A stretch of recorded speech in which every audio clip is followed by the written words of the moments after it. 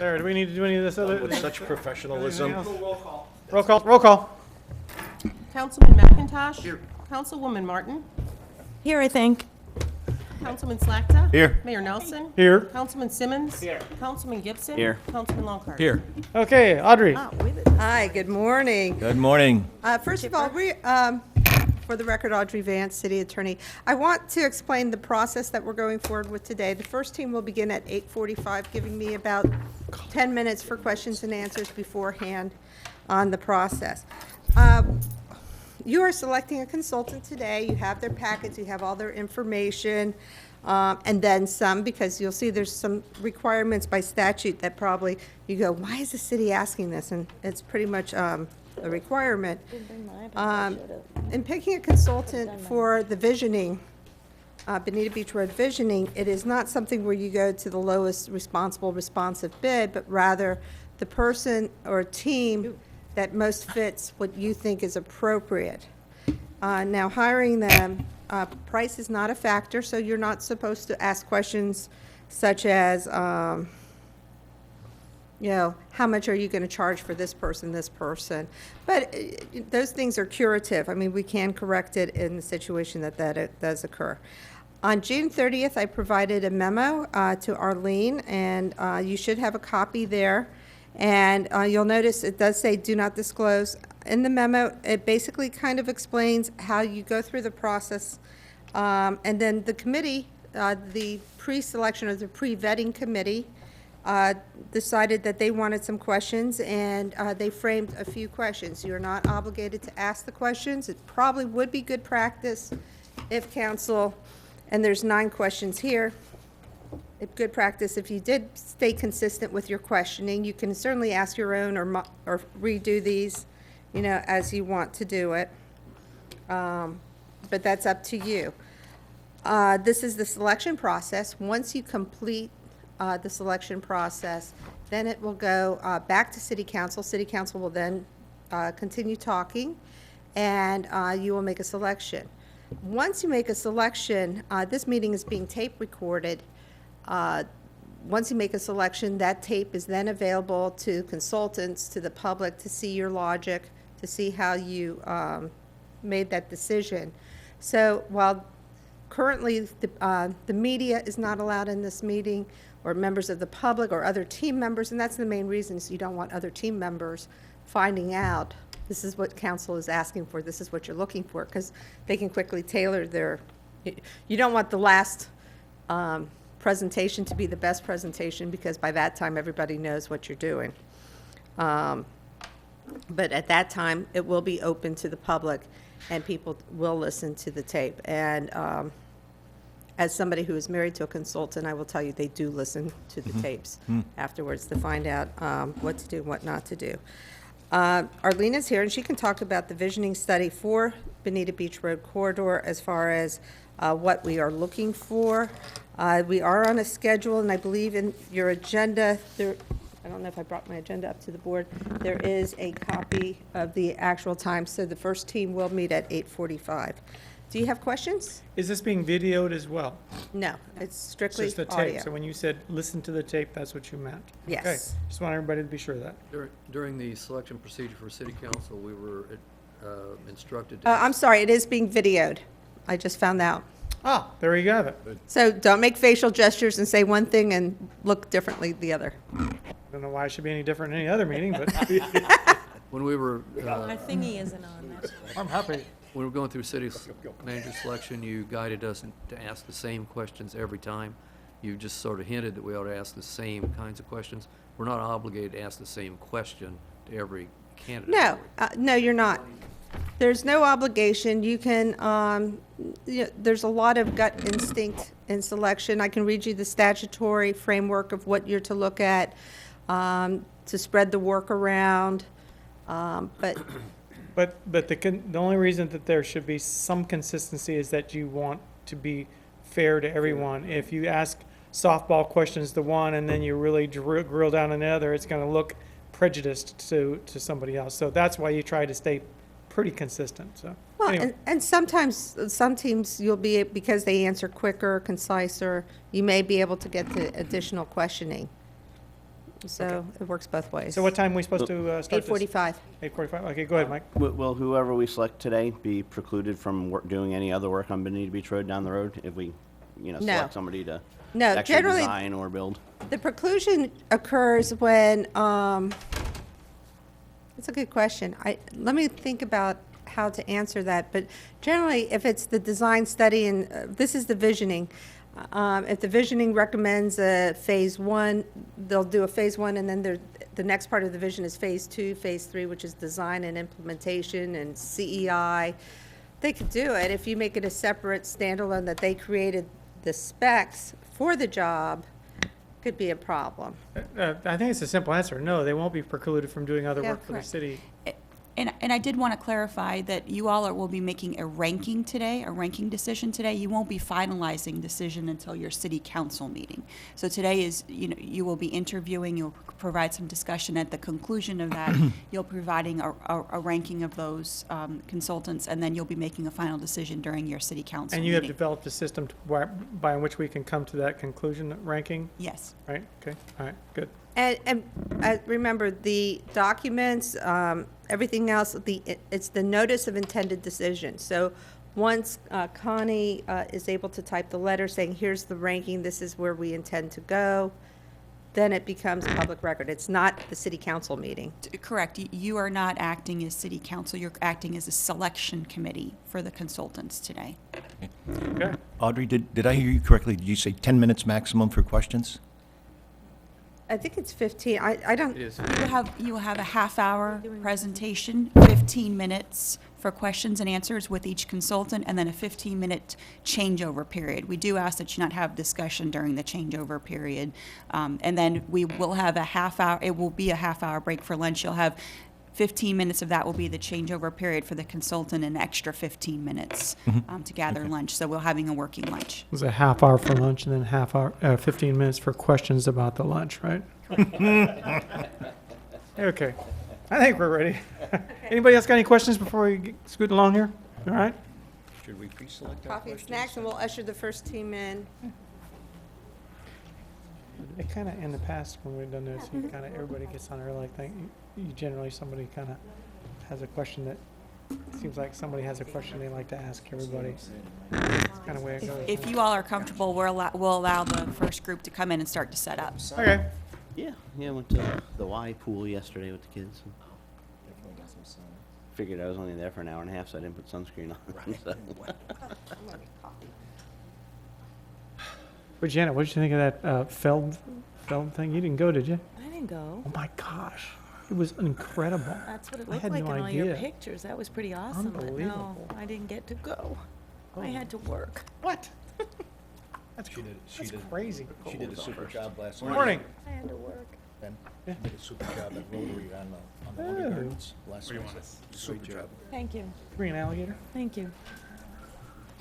I'm going to next time. Very good. It's the first time I'd seen her do public presentation like that. She was really Should we give Yep. very prepared. Thank you. I think we should be able It's easy when you love it. You said it's easy when you love it.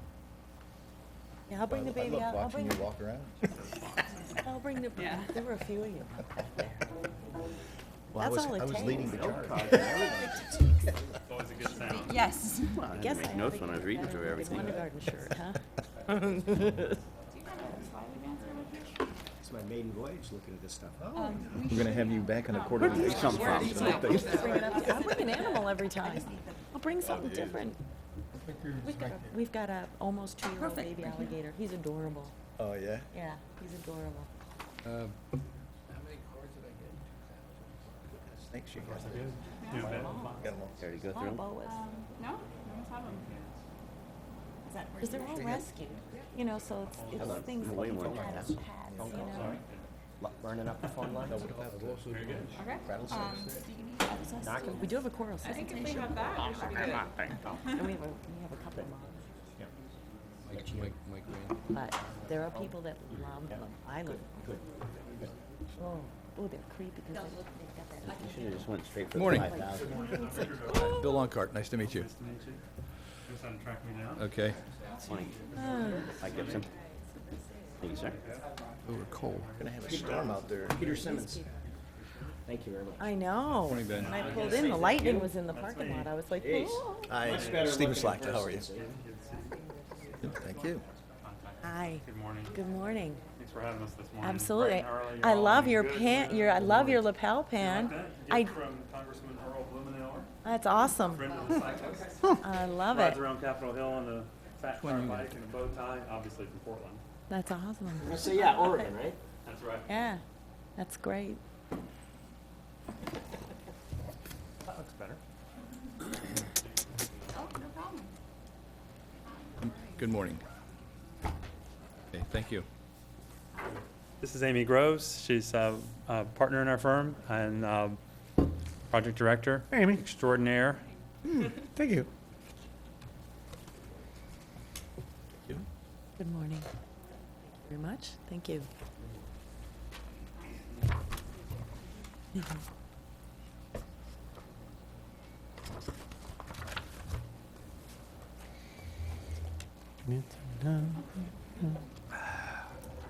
Hey.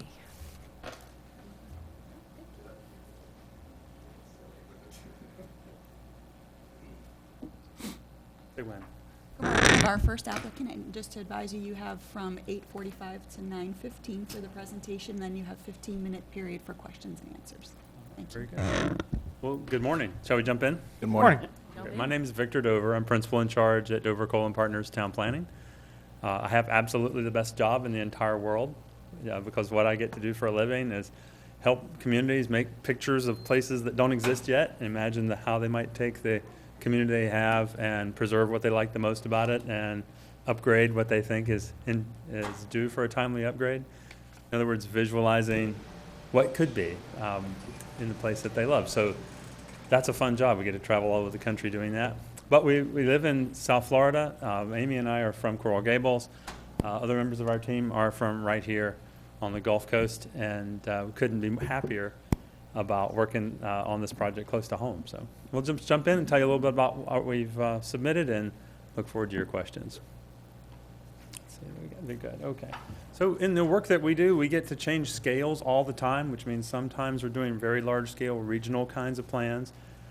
Working with Bill Spakowski, we did the plan for the conservation of the DRGR nearby in the county. And sometimes we get to work on close-up urban design of small public spaces and street segments and every scale in between. So we're accustomed when we're working on a corridor or working on a neighborhood plan or working on a citywide comprehensive plan to thinking about the small pieces and the big pieces, how they go together. Also, in addition to our work in the office, we wear other hats as well. Joe Cole, my business partner, and Bill Spakowski here, and I were founders of the Form-Based Codes Institute, which is a leading think tank, helps people improve their land development regulations. And I wrote the neighborhood and pattern and design portions of the green building standard for neighborhoods called Lead for Neighborhood Developments. I'm a former chair of the Congress for the New Urbanism. So those are things that we've been doing while we've been working, trying to make a living doing these things. We've also been contributing, training others. When we looked at your RFP, what we saw there was the kind of project that we can really sink our teeth into and we love to work on. We also have a lot of experience on similar assignments. We wouldn't be scratching our heads wondering how to get started. So we've worked on a lot of corridor plans all over the country, from the South Carolina Low Country to the California coast to the upper Midwest. We've worked on a lot of projects that involve evolving and retrofitting suburbia and infilling strategic opportunity sites along corridors and places like Columbia Pike, probably the leading national example of corridor retrofit and evolution nationwide, or Glenwood Park, a brownfield site turned into Atlanta's best new neighborhood. And then we've worked in this area. We've been coming back and forth to the Gulf Coast, working, well, since Fort Myers Beach first incorporated. We worked alongside Mr. Spakowski on their first comprehensive plan, the DRGR, as I mentioned, and work in Fort Myers. No, corridors, at once the most exciting and the most daunting challenge of urban revitalization and placemaking. because everybody uses them. They're the most important streets in the town, but they're often the least attractive, the least beloved in their present state.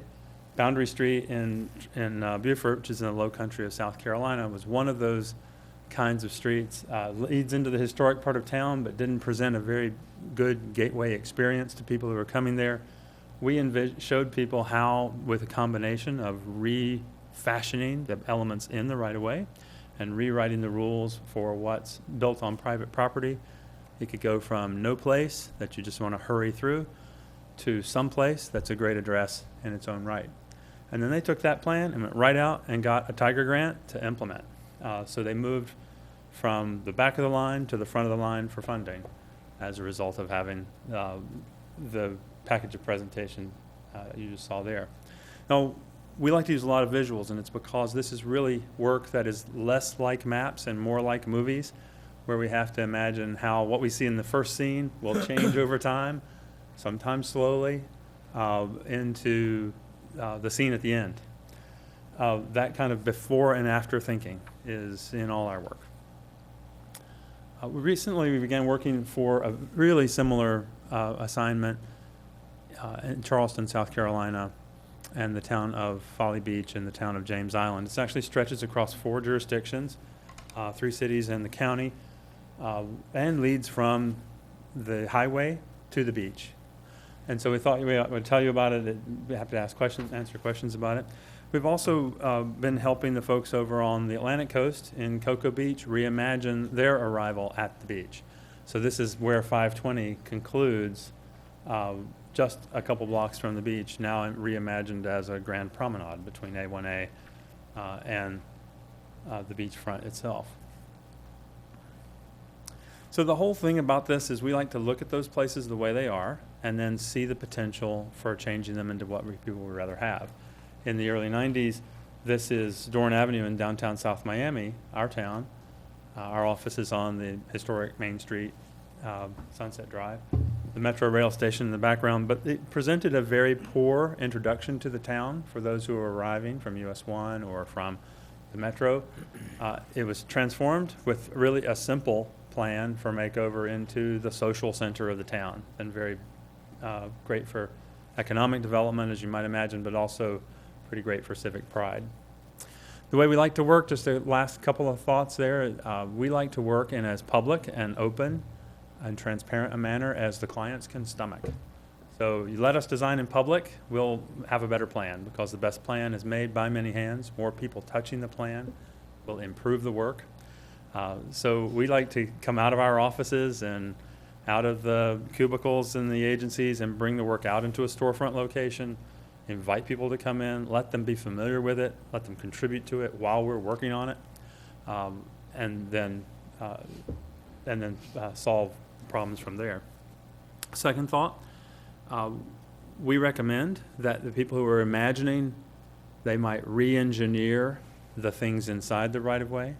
It's good to do that. It's also good to reconsider the land development regulations for the adjacent private parcels as part of the same package, because all the streets we admire are an ensemble of what the private folks and the public folks have done in that same place.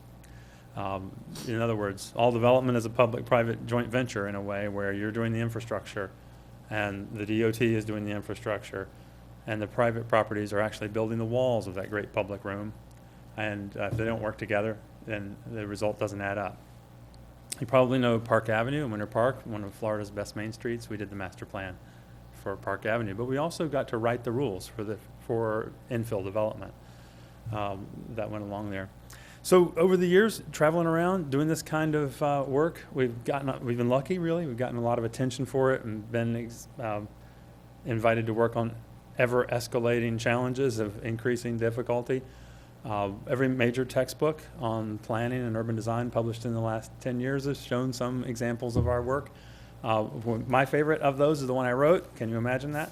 John Massengale and I co-wrote a book on street design, which I really don't want you to buy a copy. I want you to buy 100 copies. The subversive intent behind writing that book was that it has 500 pictures in it. And we love it when local government leaders and planning directors and citizens can go into that meeting with the traffic engineers or whomever it is, point to a picture of a great street they really love and say, why can't we have a street like that in our town? And that's why we wrote it. And that's why Prince Charles wrote the foreword, and it's in its 4th printing. So, like I said, buy a pallet load of them, okay, and pass them around. The reason I thought we would end on that note before I pass the mic over to Rick and to Amy is that the big streets, the most important streets, should be the postcard pictures of the town. There's a long global tradition, including in North America, of making the most important street, the one everybody uses, the one that's wide and straight and long and reaches across town, as beautiful as they could possibly make it, while accommodating the extra loads of traffic and commerce and other demands that are placed on it. There's just no reason why the biggest street in town can't be a great street nonetheless. And your RFP mentioned the complete streets idea. 2 thoughts about that. One is when we look at the examples of really mature street corridors, they don't just moderately accommodate the cyclists and the pedestrians and the other users. They do it in a way that is a great experience for those users. They don't just make it barely acceptable to safely travel. They make it enticing to travel, and they encourage people to try transit or walking or biking for some of their daily trips, not necessarily all of them. So we thought we'd share with you a couple of things we noticed about the place. I'll start and then hand it to Amy. The big thing we noticed as we look at the boulevard is that it is not all the same. It's really one long continuous corridor, but segment by segment, its character changes rather profoundly. Good morning. So as Victor mentioned, we've just started looking at your corridor and put together some slides here showing, the progression from west to east. And as Victor mentioned, the one thing that does stick out to us is, just how it changes from, the natural areas to areas where there's, just small increments of development to where there's more suburban areas, large intersections like US 41. Hold that one. We can fit most of Renaissance Florence in this intersection, just for what it's worth. That's a pretty big piece of real estate. And then progressing towards the beach, it changes in character again. So I think the big takeaway that we have a lot to learn. Obviously, we have a lot of conversations to have with different stakeholders along the corridor to get their vision. But I think our big takeaway is that there's not going to be one solution to go across 8 miles, but there's going to have to be different solutions along the way to meet these different characters. So I'm going to just briefly introduce our team members. We'd like to have everyone have a moment just to come up and introduce themselves to you so you get to know us all a little better. The one thing I did want to mention about our team before they all get up is that we all have a lot of experience working together. I've been at Dover Coal 13 years now. As Victor mentioned, I was just made principal last summer. But Victor and Joe formed the company 28 years ago and have been doing this sort of thing for a long time. So you get with our company experience and all of us, working together on these kinds of challenges for a long time. Since I've been with Dover Coal, I've known Rick and Bill. They've been involved in many projects and, working together. So it's not as if you're hiring 5 different companies, but we really kind of function as one. We all know each other really well and how to involve each other on different challenges. And for this, we also included some other local team members who are, know this area very well, who can also add to our team. So I'm going to have each person come up and start with Rick Hall. Good morning. We enjoy being first like this. This is, gets us going in the morning. I started out, after I graduated from Virginia Tech, I was assigned by DOT to work on the Miami MPO. And I'll confess right here, we looked at the computer output on the green and white striped paper, and we sized every street in that entire network, and that's it. We just turned over the Miami plan based on what the computer told us the number of lanes should be. No care for any placemaking or anything. So You thought this was an interview. This is confessional. But then I'm a recovering traffic engineer. And what I've learned from the great urban designers is that the structure of the land use and the pattern of the blocks and everything comes first, and the transportation design, number of lanes, width, radius, all comes as a second process. So you want to do your urban design first, and then get the advance. Yeah, so to make it go forward, press that button. You see all those other buttons? Yeah, Don't touch any of them. Don't touch them. Okay, thank you. And what really would give more structure and more clarity to this process of getting the land use pattern correct first and then the transportation is to map the areas as either remaining suburban or becoming more urban in character. If you have a vision of something to be any degree more urban, you've got to map it out, and then that's the justification when you go to the transportation agencies. We want this kind of character. Therefore, the transportation facility must change to be of that character also. For example, if you have the arterial and it goes through the rural areas and you get into the suburban pattern, which almost all of the United States has, you'll go through a compact area that's designated that way.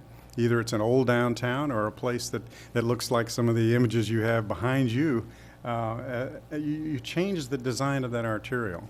And if you have a new compact place that's identified, say close to the beach or where the road takes that curve that you want to have more urban character, again, you change the posted speed, the lane width, the character of the sidewalk, the lighting, the landscaping. All of that comes out of a second toolbox that's more urban instead of the first toolbox, which is more suburban.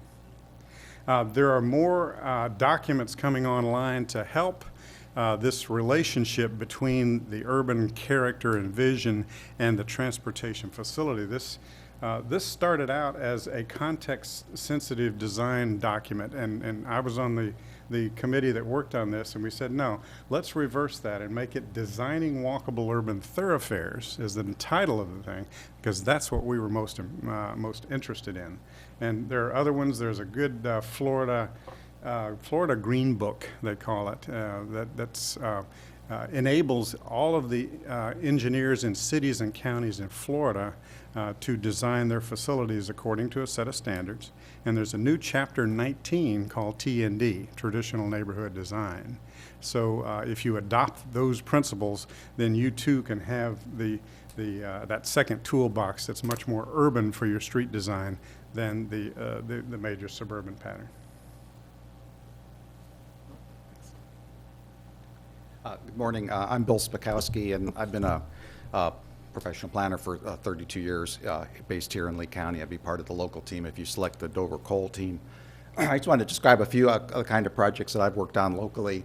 Up for the new village of Estero, they're trying to figure out what to do about US 41, because that's their major undeveloped land, and Estero is right along US 41. And there's already enough commercial land. They're trying to figure out how to basically use that land a little more intensely and for mixed use purposes instead of just more shopping centers. Victor, is it the right button here? Yes. The unmarked? Yeah. Last year with Dover Coal and Partners, we helped Hillsborough County and all the cities in Hillsborough County in formulating policies for their next round of comprehensive plans on discouraging strip commercial development and encouraging mixed use development, which means a lot of differentiating between those two because they're not always obvious which is which.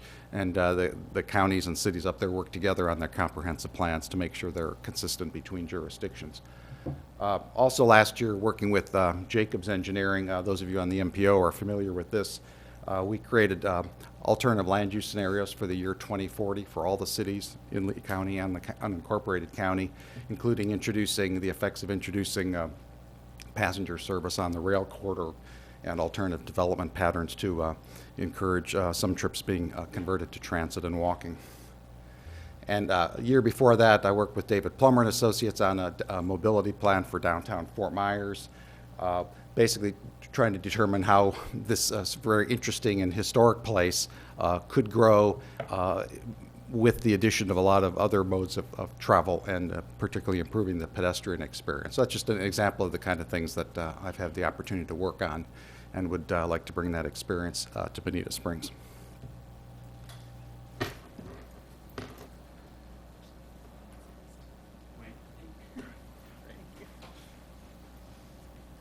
Thank you. Good morning. I'm Wayne Arnold. I'm a principal at Cougar Minor and Associates, and we're proud to be a team member here. And we're local experts on civil engineering and surveying, and that's the component of the team that we'll be providing.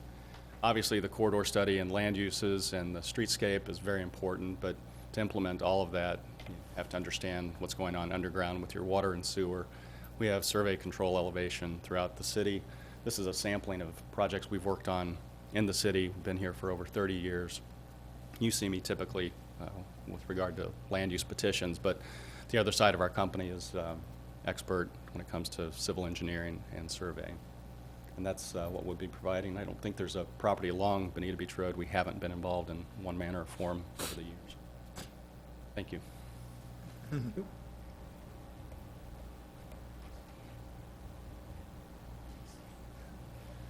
Good morning. My name is Mohsen Salehi, and I've been working with the city for quite a number of years. And when I saw the opportunity to work with the city again, I felt that I need to get involved and support the Dover Coal team. The closest thing I had to what we're envisioning for Bonita Beach Road is what I did for Okeechobee a number of years ago, but I refurbished that, if you will, and gave a presentation to Florida Main Street last year, which was received quite well. And basically, this is what kind of thing that we're hoping to accomplish for Bonita Beach Road with Dover Coal team. Thanks. Just to wrap it up, I have a few words about approach, and I know that we in it was a qualifications package, so we didn't outline specifically step by step what we'd be doing for you. So we anticipate talking with y'all and finding out more about your needs, and then outlining that together. But there's a few things that would be part of any project that Dover Coal does, and so I'd like to talk to those. First is, just starting out the project, we would start with a lot of conversations, talking with stakeholders, talking with the city and representatives, and really understanding what the key issues, what your goals and aspirations are for this corridor, and making sure we really understand that. In addition, we like to get out on the ground, getting on our bikes, walking the corridor, taking measurements of key things. So, making sure we really understand the area before we dive into community workshops. When I was in planning school, they taught us to do a thing called the windshield survey, where you basically drive around the study area and look. But we've replaced that in modern times with the handlebar survey. How many of you will come ride with me down Bonita Beach Boulevard from the interstate to the beach? And okay, all right, so go for a ride in the handlebar survey, and we'll see it the way the cyclists see it. Then the next thing is, we prefer to work in a very public manner, as Victor mentioned. So we call this charrette methodology, and what this means is there's really just many different ways of getting community involvement. On the top left, you see kind of what typically people get in their minds is the big public workshop, and that is included in what we do. But then we also have studio meetings where we have smaller groups, stakeholders. So as we're drawing, we're holding things up and getting feedback from people and having small one-on-one conversations, open houses.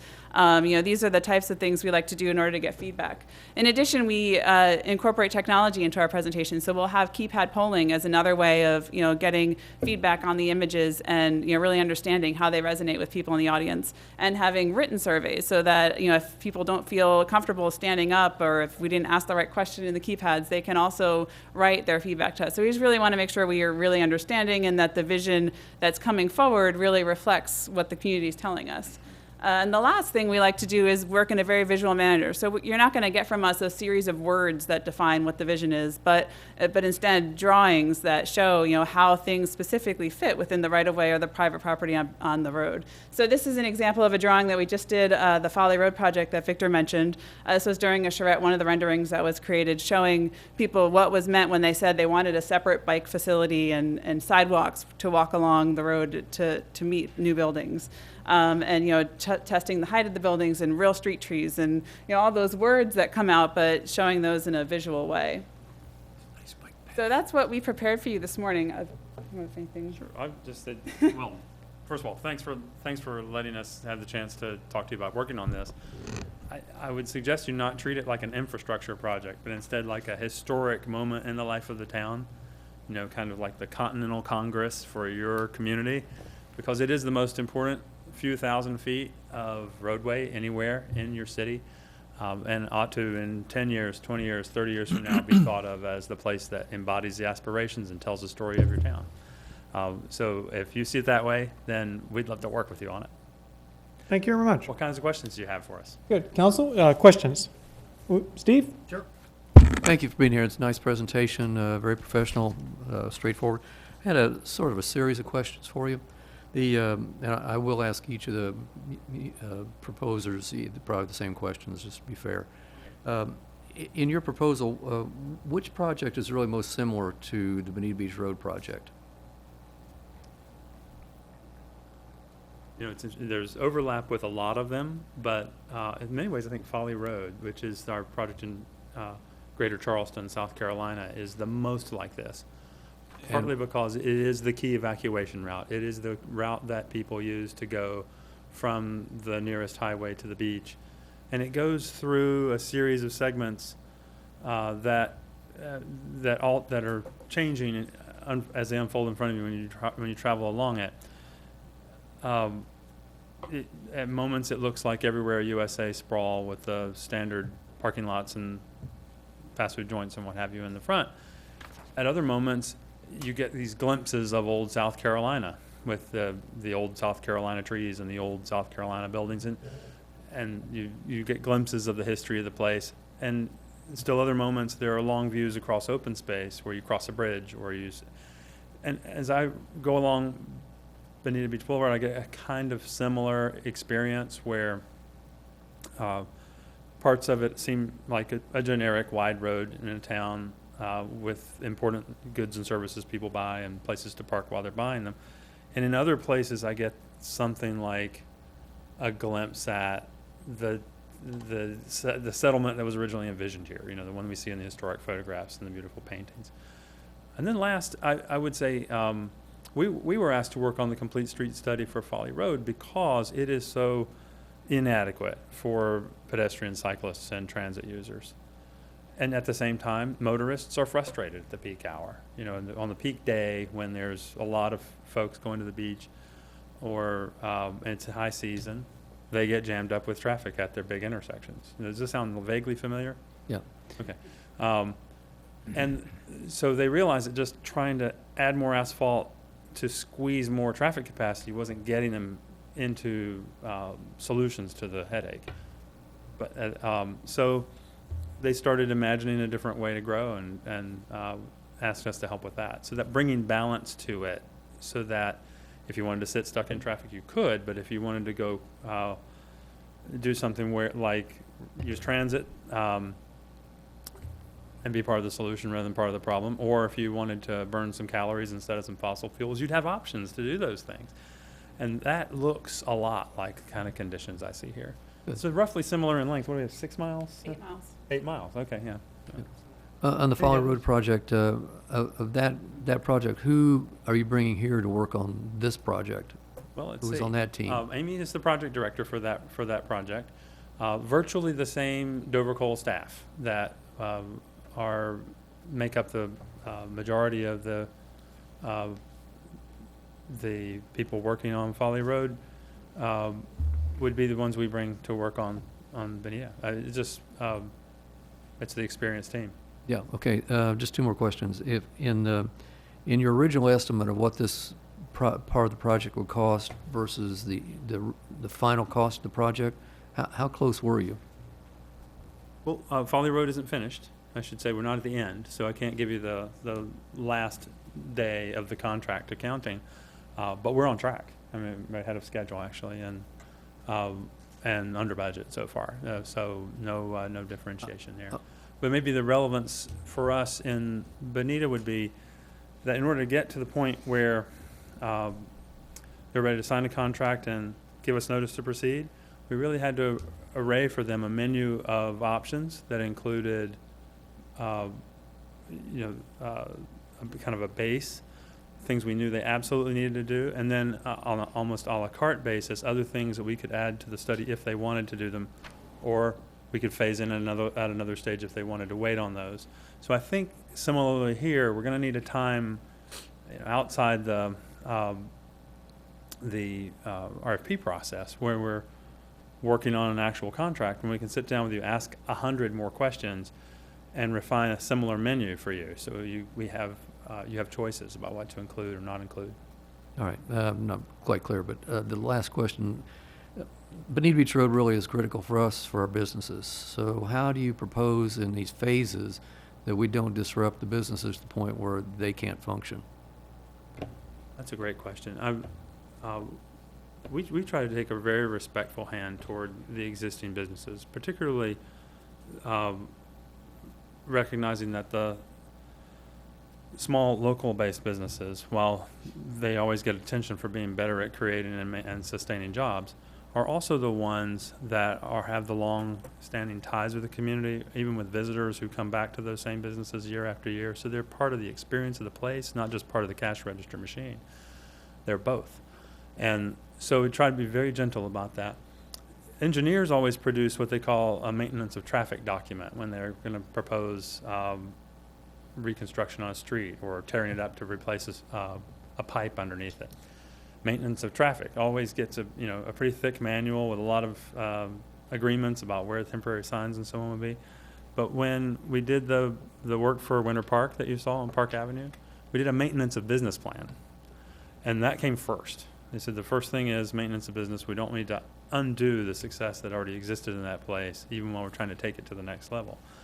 The maintenance of business plan in Park Avenue was partly about timing of construction, seasonally and hours of day, to minimize the disruption, and partly about making sure that customers had access to stores and that the work was phased in a way that was as gentle as possible to existing businesses. And it worked. If you go to Park Avenue now, you'll see it was always a good street, and now it's a great street, and the merchants were pleased that it was finished ahead of schedule. Okay, thanks very much. Thank you, Mr. Mayor. Okay, I probably should have had this conversation beforehand, but because we only have 15 minutes, we probably ought to limit ourselves to one question. I'm sorry, please. thank you. I apologize. I should have started it out. Does anyone? Bill, do you have a question for the gentleman? You okay? Mike, you have any questions? Yeah. Do you anticipate offering zoning changes to go along with the road visioning? Bill, I'll defer to you too, since you probably have more familiarity with the existing regs. One of our first steps would be to look in detail at the existing regulations to see, once we understand better from you what your vision for this place is, then we're going to have to talk to you about implementation. And at a minimum, we need to do a thorough review of the existing regs and come back to you with any recommendations about things that should be changed. But vision comes first. You have to imagine what you want it to be when it grows up, and then we look at the land development regulations and see if those are helping you get there or they're setting you behind. That's also how, in presenting these visions, you can, with a straight face, talk to the public about how growth and change could make things better rather than worse. Because many times, it's the regulations that inadvertently bring about a development form that disappoints people. So then they might complain about the tree they saw cut down, or just the loss of a vacant open space and replacement with more buildings and asphalt.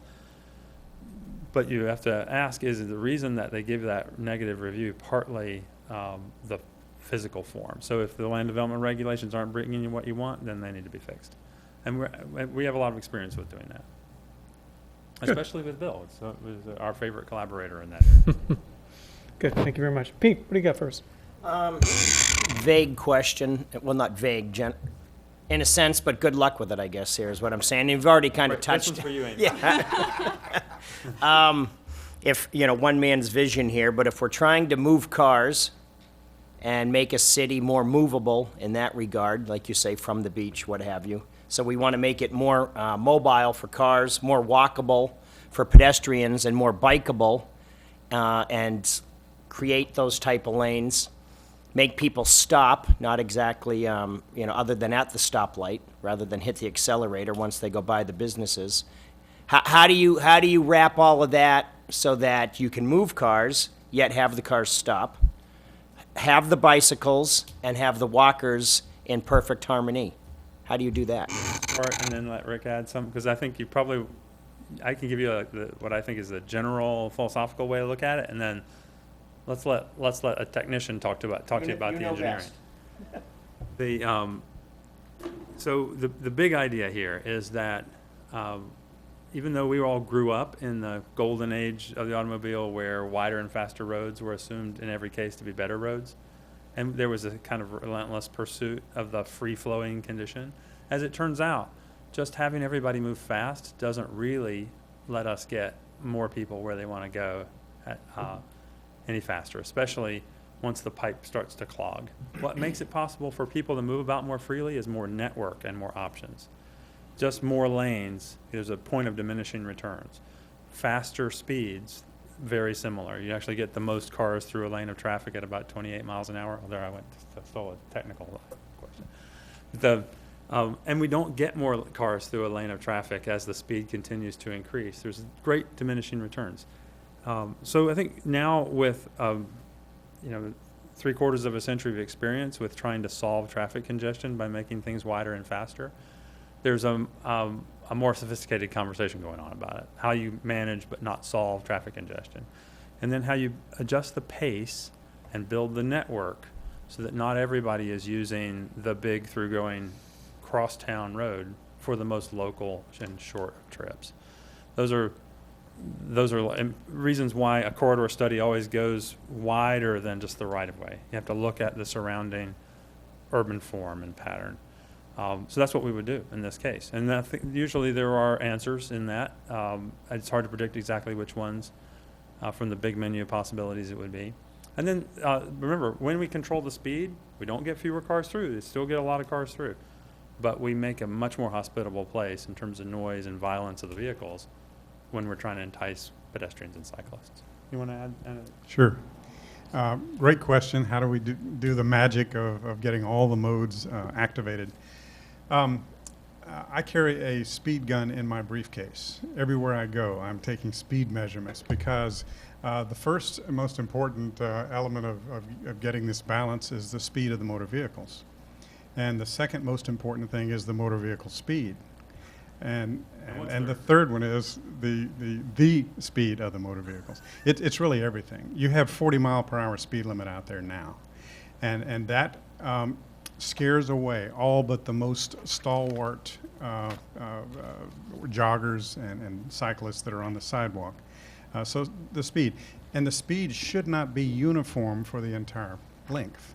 It should increase and decrease as you go into areas and pockets of greater, where you have your vision for a greater concentration of activity. Engineering measurements have shown that automobiles in a continuing stream will go by every 3 seconds, no matter if you're going 60 miles an hour or 30 miles an hour. And this applies to every place except Atlanta, where there's so many NASCAR fans, they draft behind each other, at about 2 feet and going 80 miles an hour. But generally, it's every 3 seconds. So you get good capacity at lower speed as long as you are very careful about how you manage the movements and each of the segments.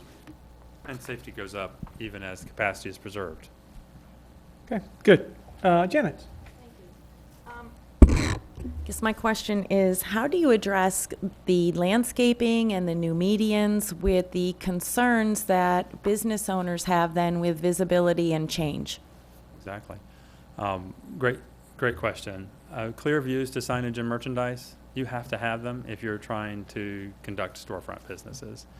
And there was a period of time in which the trend in land development regulations was probably in anticipation of mediocre buildings to try and cover up as much of the commercial building scene as possible. It's a much better solution to get those commercial buildings to be good ones with appropriate land development regulations than it is to try and bury them in landscaping later on. Now that said, the shade could not be more important. You should watch my TED Talk on street trees. It's just about street trees. That's all it's about. But what I'm always pointing out to people is that they want businesses to succeed. They have to create a place where people want to be. And that means if they arrive there by car, they have to have a good experience with their parking and with their route from their parking space to their storefront. If we hope that they would park once and visit several stores or have several experiences or combine a trip to the post office with a trip to a restaurant, then we need to design the walkable environment around that park once environment that way. And landscaping is a big, big part of that. So I think also an analysis should be done about the turning maneuvers and U-turns, because over time, to squeeze more capacity out of the road, basically to slick it up like a channel of Teflon so the cars would slide through it more quickly. There have been a lot of median breaks closed and curb cuts consolidated and so on. And these are rational moves, I think, but I'm sure that each time they've created a trauma for some of the merchants. We noticed U-turns are not facilitated as often as we would normally recommend on a corridor like this if you're trying to make businesses thrive. That's just something you can't help noticing when you are a corridor geek and you look at these streets all the time. So I think the landscape goes hand in hand with all the other details, like where you put a curb and where you put a median break and how the intersection is designed. Okay. Street trees. Go ahead. You can Google TED Talk Victor Dover street trees. Thank you. Okay. Steve, what do you got? Regarding FaceTime with our city staff, Victor, who will be taking the initiative for that? Well, Amy and I would do that. I would be principal in charge. Amy would be principal project director. Our desks are a few feet apart. We finish one another's sentences. We work together all the time. So it would be the two of us that would be interacting with city staff and with your local leaders. Mhm. This is the kind of project that I just absolutely love to work on. So you're going to have to say, okay, Victor, sit down, let Amy do more, because she loves it too. So it's going to be, I think, really one of the ones where we want more FaceTime, we want more involvement, more hands-on, and more presence here. Mhm. So that's our objective. But you're looking at the people that they'd be interacting with, the two of us. Thank you. Okay, just a real quick one here, and I know we're pushing it here. Our region, or our city, actually, we have a real sexy hourglass shape to us. If you go north of us, well, it spreads way out, and you can go anywhere you want to, all the way across the other coast of Florida. If you go to the south of us, you can go all the way across the state of Florida. But we went right here. If you're going to drive through here, you're going to drive through Bonita Springs. Sure. Everyone has to drive through Bonita Springs. And with that in mind, and because of the arterial nature of some of these roads, I get, making the urban changes first, but how do we balance that? How do we really balance the needs because we cannot grow, and that'd be fine. I got an idea that people on both sides of us are gonna kind of grow. Understood. How do we deal with that? What responsibility do we have to take that in consideration? Well, I like your point, because a street corridor like Bonita Beach Boulevard, it has every little move you make on it has regional implications. One site planning decision about a private property infill or redevelopment, well, it's going to determine whether you're the kind of region that is presenting a positive face to those visitors, whether, so you could say have the building with the blank wall facing the street, or you could have the building with the storefront facing the street. The tiniest little decision ends up having regional implications. Are you going to be the kind of place that has a street network that allows for walks to school, or for seniors walking back and forth to places like their library or to see their friends, or the kind of place where everybody expects to drive for everything all the time? If you want to balance those things, you have to create options that are real, not just theoretical. So, for example, and I ran 3.1 miles, 5K this morning on the corridor just to look at it. And we've driven the whole thing several times. There's a sidewalk. At times, the sidewalk is quite wide. And it's a gesture, I guess, toward the idea that there might be someone walking here. I even did see a few people this morning. But the vast majority of the corridor itself is not devoted to landscaping or devoted to commerce, local commerce. It's devoted to throughput. There's a whole lot of asphalt, and the lanes are pretty darn wide.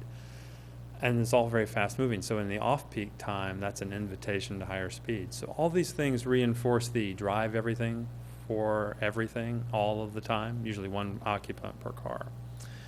So what I would say to you is there's room to introduce more than just the perfunctory sidewalk. For example, that sidewalk immediately back of the curb with no tree, it's fine at 6 a.m. in the morning. But once the sun comes and beats on that street, it becomes a physical part of that self-fulfilling prophecy that no one will walk in Florida. So I think you have a opportunity to set an example for the region, even as you fulfill your regional responsibilities. You can show the other towns, if we're going to grow, we got to do the whole package of mobility, not just the driving. That doesn't mean you have to throw away the driving and say it's not important anymore. I'm not saying that at all. I love my car. I just wish the rest of these suckers weren't interrupting me when I'm trying to get somewhere. Well done, well done. Yeah, go ahead. One other quick thing. We always build network every chance we get. Right. So we have one concept we call a square back, where you go to an intersection like this and you would look for a two-lane opportunity to go behind the series of buildings and back on a 90-degree angle to get between the legs of the intersection. So 41 and Bonita Beach, you've got some streets started already that can act as a path for someone to keep them out of the precious rectangle of asphalt in the middle of the intersection. You want to keep as many people out of that as you can by letting them circulate and move through a mini grid there, and then look for other streets to improve to satisfy especially the local traffic. The people that want to go from their dwelling to get some potato chips and go back to their dwelling shouldn't have to get on Bonita Beach Boulevard. Nicely done. Thank you very much. We all good? Good. You guys did a good job. Thank you very much. Thank you We for really having us. appreciate it. We will be in suspense for the rest of the day. So will we. Ask what happens next. When do you think you'll make your decision? We were going to do the ranking today. Is that correct? Go ahead, Arlene. Go ahead. At the conclusion of today, the city council will have a ranking, Okay. and then they would make a final decision at their next city council agenda meeting. Terrific. All right. Thank you. Thanks again. We'd love to get started on that. Thank you very much. Thank you. Arlene, how many minutes do we have? You have 15 minutes. 15 minutes here? Okay. Thank you very much.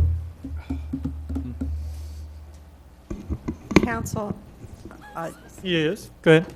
just so you're aware, I'll be putting on your sheets a copy of a ranking sheet, and I can explain that for you, but it's so that you have the criteria that's in the RFP, you have a piece of paper so you can compare and contrast the council. Okay, good.